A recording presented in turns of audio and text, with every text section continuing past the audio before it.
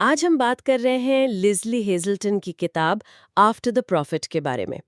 یہ ایک ایسی کتاب ہے جو اسلام کی ابتدائی تاریخ کے ایک بہت ہی سنساس اور پیچیدہ باب کو کھولتی ہے۔ یعنی پیغمبر اسلام صلی اللہ علیہ وآلہ وسلم کی وفات کے فوراً بعد جو شیعہ سنی تقسیم کی کہانی شروع ہوئی، یہ اس کو بیان کرتی ہے۔ جی بالکل۔ اب ہیزلٹن کے بارے میں کہا جاتا ہے کہ ان کا جو لکھنے کا انداز ہے وہ بہت جاندار ہے۔ وہ تاریخ کو بس خشک حقائق کی طرح نہیں پیش کرتی بلکہ ایک جیتی جاگتی کہانی بناتی ہیں۔ ہاں، یہ بات تو ہے۔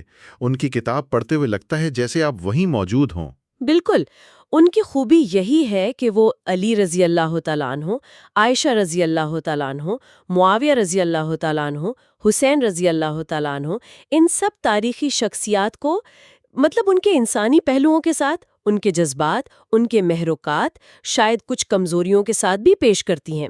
اس سے قاری ایک طرح سے خود کو 7ویں صدی کے عرب میں محسوس کرنے لگتا ہے۔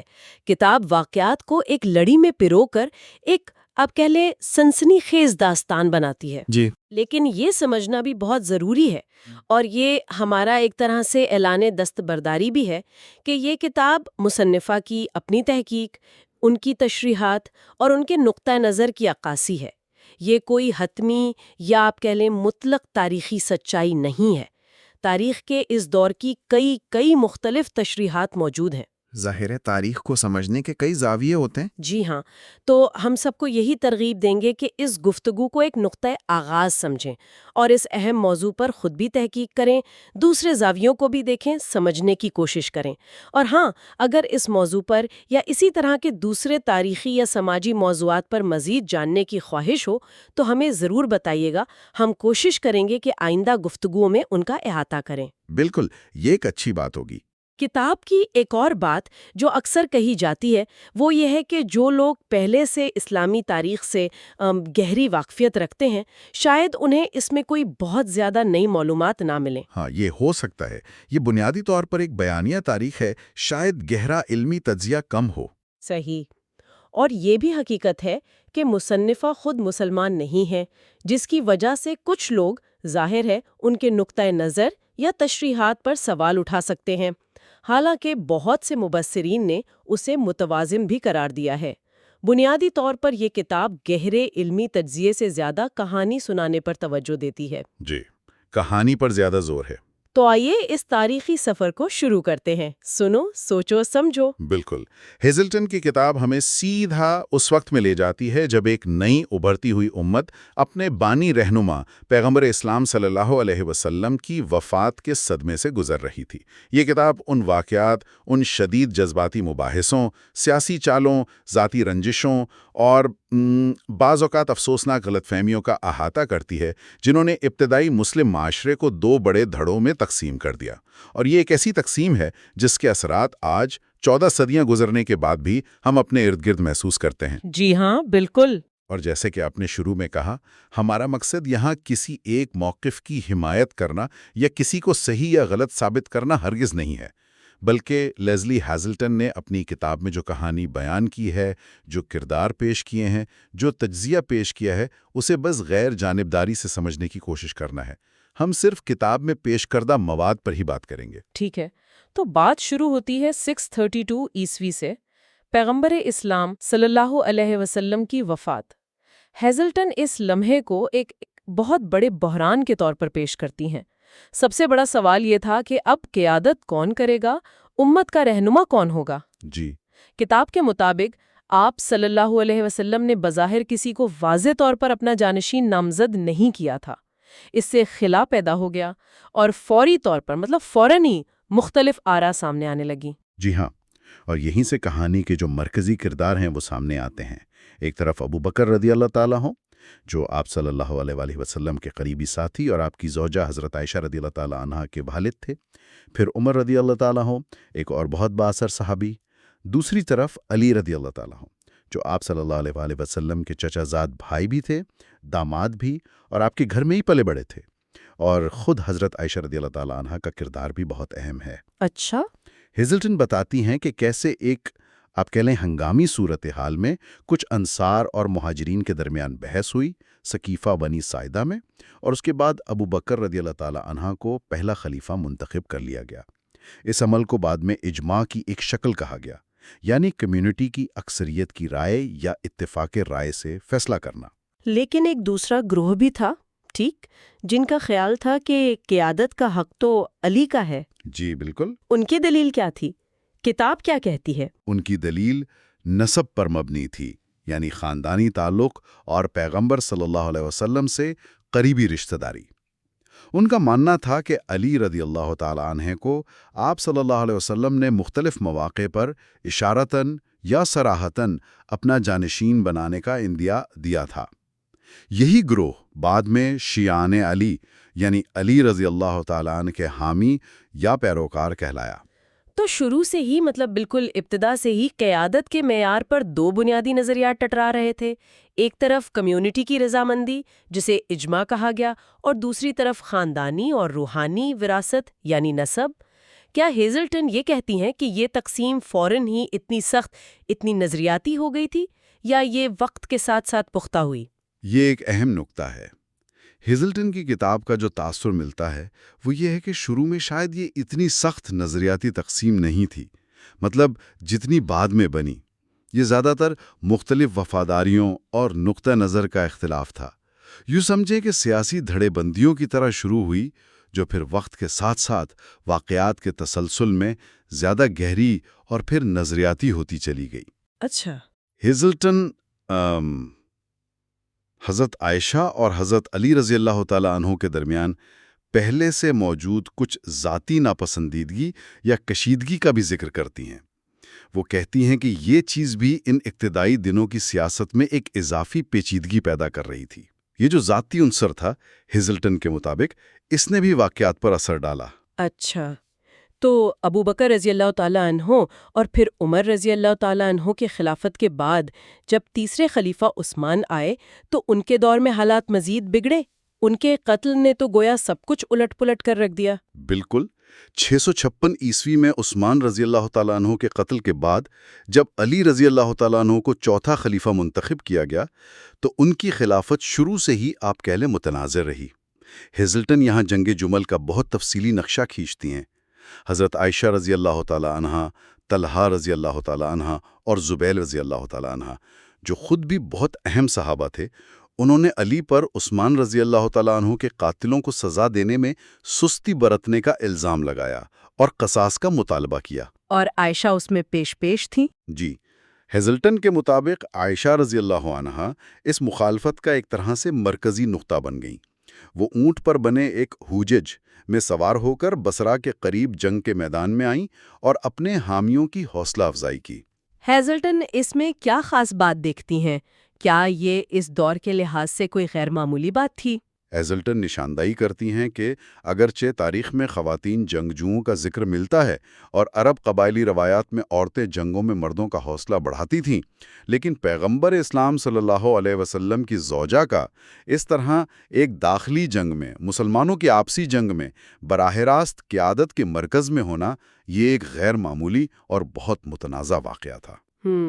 یہ جنگ، جسے جنگ جمل یعنی اونٹ کی جنگ کہا جاتا ہے، یہ مسلمانوں کے درمیان پہلی بڑی خانہ جنگی تھی۔ اس میں ہزاروں مسلمان مارے گئے، جن میں طلحہ اور زبیر رضی اللہ عنہ جیسے بڑے صحابہ بھی شامل تھے۔ تو اس جنگ نے تو پھر تقسیم کو اور پکا کر دیا ہوگا۔ جی بالکل، اس نے تقسیم کو بہت گہرا کر دیا۔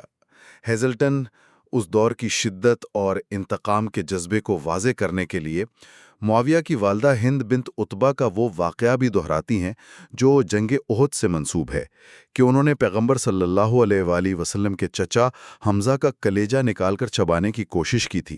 یہ مثال وہ اس لیے دیتی ہیں تاکہ اندازہ ہو کہ اس وقت جذبات کتنے شدت تھے اور ذاتی دشمنیاں کتنی گہری ہو سکتی تھیں۔ اچھا، جنگ جمل تو علی نے جیت لی، لیکن ان کی مشکلات تو ختم نہیں ہوئیں۔ شام کے گورنر معاویہ کا چیلنج تو ابھی باقی تھا۔ جی ہاں، وہ ایک بڑا چیلنج تھا۔ معاویہ، جو اموی قبیلے سے تھے اور مقتول خلیفہ عثمان کے قریبی رشتہ دار بھی تھے، وہ شام میں بہت طاقتور تھے۔ انہوں نے علی کی بیعت کرنے سے صاف انکار کر دیا اور مطالبہ وہی رکھا کہ پہلے عثمان کے قاتلوں کو سزا دی جائے۔ ہیزلٹن معاویہ کو ایک انتہائی زیرک مطلب بہت شروڈ اور موقع شناس سیاستدان کے طور پر پیش کرتی ہیں۔ تو پھر ان دونوں کی فوجیں آمنے سامنے آئیں صفین میں؟ جی 657 عیسوی میں صفین کے مقام پر علی رضی اللہ تعالیٰ عنہ کی فوجیں اور معاویہ رضی اللہ تعالیٰ عنہ کی فوجیں آمنے سامنے ہوئیں۔ یہ جنگ صفین بھی ایک عجیب موڑ پر ختم ہوئی ہے نا؟ وہ جو واقعہ ہے کہ جب معاویہ کی فوج ہارنے لگی تو انہوں نے قرآن نیزوں پر بلند کر دیے۔ بالکل بالکل، ہیزلٹن اس واقعے کو بڑی تفصیل سے بیان کرتی ہیں۔ جب جنگ فیصلہ کن مرحلے میں داخل ہوئی اور لگ رہا تھا کہ علی کی فوج جیت جائے گی، تو معاویہ کے مشیر عمرو بن العاص ان کے مشورے پر شامی فوجیوں نے قرآن کے اوراق اپنے نیزوں پر بلند کر دیے۔ اس کا مطلب یہ تھا کہ جنگ روک دی جائے اور فیصلہ اللہ کی کتاب کے مطابق کیا جائے۔ اس سے تو علی رضی اللہ تعالیٰ عنہ کی فوج میں بڑا انتشار پھیلا ہوگا۔ جی بہت زیادہ۔ علی رضی اللہ تعالیٰ عنہ کی فوج میں اس پر شدید اختلاف پیدا ہو گیا۔ ایک بڑا گروہ جنگ جاری رکھنے کے حق میں نہیں تھا، خاص طور پر قرآن سامنے آنے کے بعد۔ ہچکچاہٹ کے باوجود علی رضی اللہ تعالیٰ عنہ کو ثالثی یعنی آربٹریشن معاملے کو 2 غیر جانبدار منصفوں کے سپرد کرنے پر راضی ہونا پڑا۔ لیکن اس ثالثی نے بھی تو ایک نیا مسئلہ کھڑا کر دیا ہے نا، وہ خارج والا معاملہ۔ جی بالکل، وہیں سے ایک اور گروہ نکلا۔ علی کے فوج میں سے ایک بڑا گروہ اس ثالثی کے فیصلے سے سخت ناراض ہوا۔ ان کا نعرہ تھا لا حکم الا للہ، یعنی حکم صرف اللہ کا ہے۔ ان کا موقف تھا کہ انسانوں کو یہ حق حاصل نہیں کہ وہ اللہ کے معاملے میں فیصلہ کریں، اور علی رضی اللہ تعالیٰ عنہ نے ثالثی قبول کر کے ان کے نزدیک غلطی کی ہے۔ اچھا، یہ لوگ علی رضی اللہ تعالیٰ عنہ کی فوج سے الگ ہو گئے اور خوارج کہلائے، یعنی نکل جانے والے یا باغی۔ یہ ایک بہت انتہا پسند گروہ تھا جو نہ صرف علی بلکہ معاویہ رضی اللہ تعالیٰ عنہ کو بھی گمراہ سمجھتا تھا۔ خوارج نے بعد میں علی کے خلاف بھی جنگ کی اور ان کی شہادت میں بھی انہی کا ہاتھ بتایا جاتا ہے۔ اس بغاوت نے علی کی پوزیشن کو بہت زیادہ کمزور کر دیا۔ تو ایک طرف علی رضی اللہ تعالیٰ عنہ داخلی اختلافات اور خوارج سے نمٹ رہے تھے، اور دوسری طرف معاویہ کیا کر رہے تھے؟ وہ تو مضبوط ہو رہے ہوں گے۔ جی، ہیزلٹن کے مطابق معاویہ نے اس پوری صورتحال کا بھرپور سیاسی فائدہ اٹھایا۔ انہوں نے شام میں اپنی پوزیشن بہت مستحکم کر لی اور لوگوں کو اپنے ساتھ ملانے کے لیے مالی وسائل اور پروپیگنڈا کا خوب استعمال کیا۔ وہ جانتے تھے کہ علی کو عراق اور حجاز میں شدید مخالفت کا سامنا ہے۔ کتاب میں ایسے الزامات کا بھی ذکر ملتا ہے کہ معاویہ نے اپنے سیاسی مخالفین، حتیٰ کہ علی کے بڑے بیٹے حسن کو بھی راستے سے ہٹانے کے لیے زہر کا استعمال کروایا۔ ہیزلٹن انہیں ایک بے رحم عملیت پسند حکمران کے طور پر پیش کرتی ہیں جو اقتدار کے حصول اور اسے برقرار رکھنے کے لیے کسی بھی حربے کے استعمال سے گریز نہیں کرتے تھے۔ ہیزلٹن کا زاویہ نظر معاویہ کو ایک کامیاب مگر ظاہر ہے متنازع شخصیت کے طور پر دکھاتا ہے۔ علی رضی اللہ تعالیٰ عنہ کی شہادت کے بعد اور پھر حسن کے معاویہ کے حق میں دستبردار ہونے کے بعد اموی خلافت تو مستحکم ہو گئیں، لیکن کہانی یہاں ختم نہیں ہوئی۔ اصل المیہ، وہ جو سب سے زیادہ یاد کیا جاتا ہے، وہ تو شاید ابھی باقی تھا، کربلا کا سانحہ۔ ہاں، یہ اس تقسیم کی کہانی کا سب سے دردناک، سب سے جذباتی اور شاید سب سے فیصلہ کن موڑ ہے۔ 680 عیسوی میں معاویہ رضی اللہ تعالیٰ عنہ نے اپنی زندگی میں ہی اپنے بیٹے یزید کو اپنا جانشین نامزد کر دیا۔ یہ اسلام کی تاریخ میں موروثی بادشاہت کی طرف پہلا بڑا قدم تھا جس کی بہت سے لوگوں نے مخالفت کی۔ اور ان میں سب سے نمایاں نام حسین رضی اللہ تعالیٰ عنہ کا تھا؟ جی بالکل، ان میں سب سے نمایاں نام حسین رضی اللہ تعالیٰ عنہ کا تھا، جو علی کے چھوٹے بیٹے اور پیغمبر اسلام صلی اللہ علیہ وسلم کے نواسے تھے۔ حسین نے یزید کی بیعت کرنے سے صاف انکار کر دیا۔ ان کا موقف تھا کہ خلافت کوئی ذاتی جاگیر نہیں ہے جو باپ سے بیٹے کو منتقل ہو، اور دوسرے یہ کہ یزید کا کردار اسلامی اصولوں کے مطابق نہیں ہے۔ پھر انہیں کوفہ سے خطوط آئے تھے مدد کی یقین دہانی کے ساتھ؟ جی، عراق کے شہر کوفہ کے لوگوں نے، جو پہلے علی کے حامی رہ چکے تھے، حسین رضی اللہ تعالیٰ عنہ کو سینکڑوں خطوط لکھے اور انہیں دعوت دی کہ وہ کوفہ آئیں تاکہ وہ ان کی قیادت میں یزید کے خلاف اٹھ کھڑے ہوں۔ حسین اپنے خاندان، جس میں خواتین و بچے بھی شامل تھے، اور چند درجن وفادار ساتھیوں کے ساتھ مکہ سے کوفہ روانہ ہوئے۔ لیکن وہاں پہنچ کر حالات بدل گئے۔ جی، جب وہ کربلا کے مقام پر پہنچے، جو کوفہ سے کچھ فاصلے پر ایک صحرائی علاقہ ہے، تو یزید کے گورنر ابن زیاد کی بھیجی ہوئی ایک بڑی فوج نے انہیں گھیر لیا۔ کوفہ والے جنہوں نے مدد کا وعدہ کیا تھا وہ خوف کی وجہ سے یا لالچ کی وجہ سے پیچھے ہٹ گئے، کوئی مدد کو نہ آیا۔ اور پھر 10 محرم کو وہ ہوا جسے تاریخ کبھی نہیں بھلا سکتی، یوم عاشور۔ بالکل، یزید کی فوج نے حسین اور ان کے مختصر سے قافلے کا پانی بند کر دیا۔ کئی دن کے محاصرے کے بعد 10 محرم الحرام، جسے یوم عاشور کہا جاتا ہے، کو ایک شدید غیر مساوی جنگ ہوئی۔ حسین، ان کے خاندان کے تمام مرد بشمول ان کے 6 ماہ کے بیٹے علی اصغر رضی اللہ تعالی عنہ اور ان کے تمام وفادار ساتھی ایک ایک کر کے شہید کر دیے گئے۔ صرف ان کے ایک بیٹے زین العابدین، جو شدید بیماری کی وجہ سے جنگ میں حصہ نہ لے سکے، اور خواتین اور بچے زندہ بچے۔ ہیزلٹن اس واقعے کی منظر کشی بہت ہی آپ کہہ لیں دل دہلا دینے والے انداز میں کرتی ہیں، جس سے قاری پر اس ظلم اور بے بسی کی کیفیت طاری ہو جاتی ہے۔ کربلا کے واقعے نے شیعہ شناخت پر کیا اثر ڈالا؟ یہ اتنا مرکزی کیوں بن گیا ان کے لیے؟ ہیزلٹن کے مطابق کربلا کا سانحہ شیعہ مسلمانوں کے لیے صرف ایک تاریخی واقعہ نہیں رہا، بلکہ یہ ان کی شناخت، ان کی الہیات اور ان کی تاریخ کا ایک مرکزی نقطہ بن گیا۔ حسین رضی اللہ تعالیٰ عنہ کی شہادت ان کے لیے ظلم کے خلاف مزاحمت، حق پر قائم رہنے اور قربانی کی سب سے بڑی علامت بن گئی۔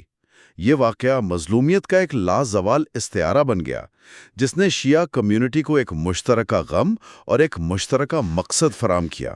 شہادت کا لفظ بھی یہاں بہت اہم ہے نا؟ جی، شہادت کا لفظ یہاں اپنے دونوں معنوں میں پورا اترتا ہے۔ حسین رضی اللہ تعالیٰ عنہ نے حق کی گواہی دی اور اس راہ میں اپنی جان قربان کر دی۔ ہیزلٹن کہتی ہیں کہ اس واقعے نے شیعہ اور سنی مسلمانوں کے درمیان جو پہلے سے خلیج موجود تھی، اسے ناقابل عبور بنا دیا اور تقسیم کو ایک مستقل، گہری جذباتی اور نظریاتی شکل دے دی۔ اس کے بعد تو پھر نظریاتی اختلافات بھی کھل کر سامنے آ گئے ہوں گے۔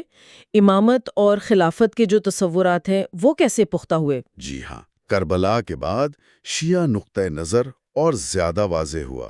ان کے ہاں امامت کا تصور پختہ ہوا، جس کے مطابق مسلمانوں کی قیادت کا حق صرف پیغمبر صلی اللہ علیہ وآلہ وسلم کے خاندان یعنی اہل بیت میں سے منتخب، الہی طور پر مقرر کردہ اور معصوم عن الخطا یعنی گناہوں اور غلطیوں سے پاک امام کو ہی حاصل ہے۔ یہ سلسلہ پھر 12 اماموں تک چلتا ہے، خاص طور پر اثنا عشری شیعہ کے نزدیک۔ اور دوسری طرف سنی نقطۂ نظر؟ دوسری طرف اکثریت، جو بعد میں اہل السنت والجماعت یا سنی کہلائی، انہوں نے خلافت کے تصور کو اپنایا۔ خلافت کے لیے ان کے نزدیک قریش سے ہونا شرط تھا ابتدائی طور پر، لیکن بنیادی زور رہنما کی اہلیت، اس کے تقوی اور کمیونٹی کی قبولیت یعنی اجماع پر تھا۔ سنی نام ہی سنت یعنی پیغمبر صلی اللہ علیہ وآلہ وسلم کے طریقے پر چلنے کی نسبت سے پڑا۔ اور مذہبی رسومات میں بھی فرق واضح ہوئے ہوں گے؟ جی بالکل، مذہبی رسومات میں بھی فرق نمایاں ہوئے۔ جیسے شیعہ مسلمانوں کے لیے محرم کے مہینے اور خاص طور پر یوم عاشور کی جو مجالس اور ماتم کی رسومات ہیں، وہ انتہائی اہمیت اختیار کر گئیں۔ سنی روایت میں قرآن کے ساتھ ساتھ پیغمبر صلی اللہ علیہ وسلم کی سنت اور صحابہ کے عمل کو سمجھنے کے لیے حدیث کے جو مجموعے ہیں ان پر زیادہ زور دیا گیا، اور وقت کے ساتھ فقہ یعنی اسلامی قانون کے مختلف مکاتب فکر جیسے حنفی، مالکی، شافعی، حنبلی وہ وجود میں آئے۔ یہ تو ہوئی 7ویں صدی کی بات، لیکن ہیزلٹن اس تقسیم کے ورثے کو، اس لیگیسی کو آج کے دور سے کیسے جوڑتی ہیں؟ یہ تاریخی واقعات آج بھی اتنے اہم کیوں ہیں؟ یہیں پر ہیزلٹن کی کتاب ماضی سے حال کا ایک پل بناتی ہے۔ وہ کہتی ہیں کہ یہ تقسیم صرف تاریخ کی کتابوں تک محدود نہیں رہی، نہیں، اس نے مسلم دنیا کی سیاست، اس کی ثقافت، اس کی معاشرت پہ بہت گہرے نقوش چھوڑے ہیں۔ آج بھی ہم دیکھتے ہیں کہ مشرق وسطیٰ میں کئی ممالک کے درمیان جو سیاسی کشیدگی ہے، مثال کے طور پر ایران اور سعودی عرب کی رقابت، وہ اکثر فرقہ وارانہ رنگ اختیار کر لیتی ہے۔ دیکھ لیں، عراق، یمن، لبنان، بحرین، ان جیسے ممالک میں جو تنازعات چل رہے ہیں، ان میں اکثر شیعہ اور سنی شناختیں بہت متحرک نظر آتی ہیں۔ سیاسی طاقتیں اندرونی بھی اور بیرونی بھی ان تاریخی اختلافات کو اپنے اپنے مقاصد کے لیے استعمال کرتی ہیں۔ اچھا، ہیزلٹن کی کتاب کے حوالے سے مبصرین یہ بھی ذکر کرتے ہیں کہ کس طرح 1980 کی دہائی میں جو ایران عراق جنگ ہوئی، اس دوران ایرانی قیادت نے کربلا کی کہانی اور شہادت کے تصور کو نوجوانوں کو جنگ میں جانے پر آمادہ کرنے کے لیے استعمال کیا۔ حتیٰ کہ ایسی رپورٹس بھی آئیں کہ نوجوانوں کو انسانی مائنڈ سویپر کے طور پر بھی استعمال کیا گیا۔ یہ ظاہر کرتا ہے کہ یہ تاریخی بیانیہ آج بھی کتنا طاقتور ہے۔ آبادی کے لحاظ سے کیا صورتحال ہے؟ آبادی کے لحاظ سے دیکھیں تو دنیا بھر میں شیعہ مسلمان کل مسلم آبادی کا تقریباً 10 سے 15% ہیں، لیکن مشرق وسطیٰ میں ان کا تناسب کہیں زیادہ ہے، تقریباً 50% کے قریب، اور خاص طور پر خلیج فارس کے جو تیل سے مالا مال علاقے ہیں جیسے مشرقی سعودی عرب، جنوبی عراق اور خود ایران، وہاں ان کی اکثریت ہے یا بہت بڑی تعداد ہے۔ یہ جغرافیائی اور معاشی حقیقت بھی جدید دور کی علاقائی اور عالمی سیاست میں ایک اہم کردار ادا کرتی ہے۔ تو یہ صرف مذہبی نہیں، سیاسی اور معاشی بھی بن جاتی ہے تقسیم؟ جی بالکل۔ ہیزلٹن فتنہ کے تصور کا بھی ذکر کرتی ہیں، یعنی وہ داخلی خلفشار، خانہ جنگی یا معاشرتی انتشار جو امت کے تانے بانے کو بکھیر دے۔ یہ ہمیشہ سے مسلم معاشروں کے لیے ایک بڑا خوف رہا ہے، اور شیعہ سنی تقسیم کو اکثر اسی فتنے کے طور پر دیکھا یا پیش کیا جاتا رہا ہے۔ کچھ مبصرین جن کا ذکر کتاب کے تجزیوں میں ملتا ہے، یہ الزام بھی لگاتے ہیں کہ بیرونی طاقتوں نے خاص طور پر 2003 میں عراق پر امریکی حملے کے بعد اس تقسیم کو اپنے مفادات کے لیے مزید ہوا دی ہے۔ تو ان تمام تاریخی واقعات اور رخ جدید اثرات کو بیان کرنے کے بعد ہیزلٹن کیا نتیجہ اخذ کرتی ہیں؟ کیا کوئی امید کی کرن نظر آتی ہیں انہیں؟ ہیزلٹن اپنی کتاب کا اختتام ایک آپ کہہ لیں محتاط امید پر کرتی ہیں۔ وہ ماضی کی تلخیوں کو بھولنے کا نہیں کہتی، نہیں، بلکہ انہیں سمجھنے پر زور دیتی ہیں۔ ان کا پیغام یہ ہے کہ تاریخ سے سبق سیکھا جائے، یہ سمجھا جائے کہ اتحاد کتنا نازک ہوتا ہے، اور غلط فہمیاں، انائیں اور اقتدار کی کشمکش کس طرح تباہ کن تقسیم پیدا کر سکتی ہیں۔ تو وہ مکالمے کی بات کرتی ہیں۔ جی، وہ ماضی کی غلطیوں کے اعتراف، ایک دوسرے کے نقطہ نظر کو سمجھنے کی کوشش، مکالمہ، تعلیم اور سب سے بڑھ کر ہمدردی کی دعوت دیتی ہیں۔ وہ کہتی ہیں کہ شاید ماضی کو بدلنا ممکن نہیں، لیکن مستقبل میں ایک دوسرے کے ساتھ رہنے کا بہتر طریقہ تلاش کرنا ممکن ہے۔ باہمی احترام اور افہام و تفہیم ہی آگے بڑھنے کا راستہ ہے۔ اور یہیں سے شاید ہمارے لیے آج کا حتمی غور طلب نقطہ نکلتا ہے۔ جب ہم لیزلی ہیزلٹن جیسے مورخین کے ذریعے پیش کردہ تاریخی بیانیوں کو پڑھتے اور سمجھتے ہیں، چاہے ہم ان کی ہر بات سے متفق نہ بھی ہوں، تو یہ عمل آج کے دور میں مفاہمت کی کوششوں کو کیسے متاثر کر سکتا ہے؟ کیا تاریخ کے مختلف حتیٰ کہ متصادم زاویوں کو ایمانداری سے سمجھنے کی کوشش ہمارے اپنے اندر بین المسالک ہم آہنگی پیدا کرنے میں، یا کم از کم دوسرے کے نقطہ نظر کو رد کرنے سے پہلے اسے سمجھنے میں مددگار ثابت ہو سکتی ہے؟ کیا تاریخ کی گہری تفہیم ہمیں موجودہ دور کی تقسیم در تقسیم سیاست کو بہتر طور پر سمجھنے اور شاید اس سے اوپر اٹھنے میں کوئی کردار ادا کر سکتی ہے؟ یہ وہ سوالات ہیں جن پر میرے خیال میں سوچ وچار بہت ضروری ہے۔ واقعی یہ بہت اہم سوالات ہیں۔ تاریخ کا مطالعہ صرف ماضی کو جاننا نہیں ہوتا، بلکہ حال کو سمجھنا اور مستقبل کو بہتر بنانے کی کوشش کرنا بھی ہے۔ آج کی گفتگو کے لیے اتنا ہی۔ ہمیں سننے کا بہت شکریہ۔ اگر اس موضوع پر آپ کے ذہن میں مزید سوالات ہیں، کوئی رائے ہے، یا آپ چاہتے ہیں کہ ہم مستقبل میں کسی خاص موضوع پر بات کریں، تو ہمیں ضرور آگاہ کریں۔ آپ کی رائے ہمارے لیے بہت اہم ہے۔ اگر آپ کو ہمارا یہ ویڈیو پسند آیا ہو تو براہ کرم اس ویڈیو کو لائک، شیئر اور سبسکرائب کریں۔ اپنے خیالات اور اس موضوع پر اپنی رائے کامنٹس میں ضرور دیں۔ اگر آپ چاہتے ہیں کہ ہم مستقبل میں کسی اور موضوع پر ویڈیوز اپلوڈ کریں تو وہ بھی ہمیں کامنٹس میں بتائیں۔ آپ کی رائے ہمارے لیے بہت اہم ہے۔